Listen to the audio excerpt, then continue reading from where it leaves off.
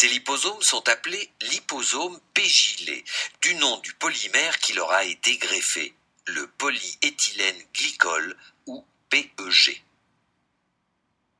Dans la circulation sanguine, les liposomes pégylés rencontrent des opsonines.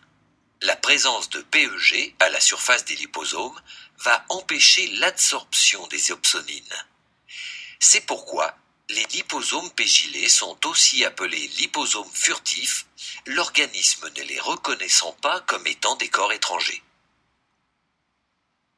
Au niveau du foie, la reconnaissance par les récepteurs des cellules de Kupfer ne va pas se faire. Les liposomes pégylés ne sont donc pas captés par ces macrophages hépatiques et ils continuent leur chemin dans la circulation sanguine. En arrivant à proximité d'un tissu malade, porteur d'une infection, d'une inflammation ou d'une tumeur, les liposomes pégylés rencontrent un épithélium vasculaire discontinu.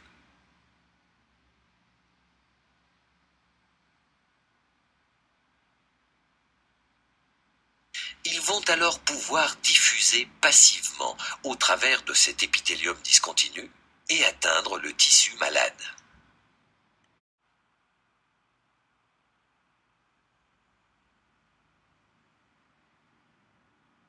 Des liposomes de deuxième génération que l'on a ensuite décorés d'acide folique sont injectés aux patients par voie intraveineuse. L'acide folique permettra aux liposomes de reconnaître, de manière sélective, les récepteurs à l'acide folique qui sont hyper exprimés à la surface des cellules cancéreuses. C'est ce que l'on appelle l'adressage moléculaire.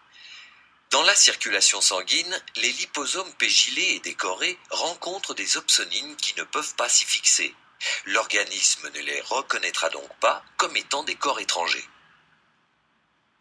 Au niveau du foie, la reconnaissance par les récepteurs des cellules de Kupfer ne se fait pas.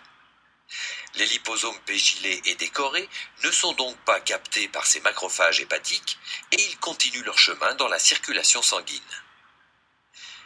En arrivant à proximité d'un tissu tumoral, les liposomes pégylés et décorés rencontrent un épithélium vasculaire discontinu.